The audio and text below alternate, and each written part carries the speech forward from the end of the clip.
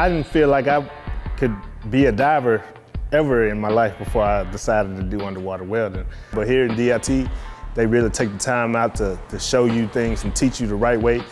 It gave me a lot of confidence that I could actually do any kind of job under the water, whether it's underwater welding, burning, rigging, whatever the job is, I feel comfortable in getting in the water and getting it done.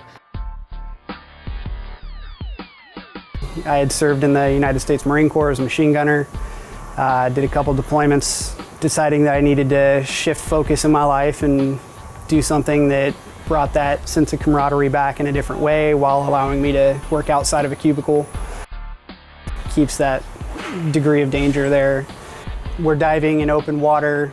We run everything from chainsaws to impact guns to hammer driller, jackhammer. The instructors here are really big on the team environment and giving you the most realistic training that you can get. I was a machine operator in Arkansas for 7 years, and I just decided that that's not what I wanted to do with my life. So I made the leap and moved out to Washington, and it's just been a great experience. I've loved every minute of it. DIT staff and instructors, they're all great. They've been super helpful, and just throughout the whole process of school, they would send us packets with all the companies that you can go work at. The possibilities are endless. As a veteran, you have all these benefits afforded to you, and I'd never used my GI Bill before.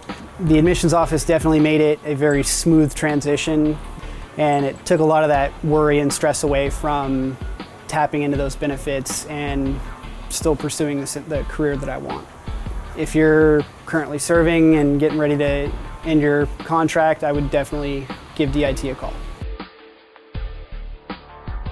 I went for my first interview, and I start next Wednesday for my first dive job.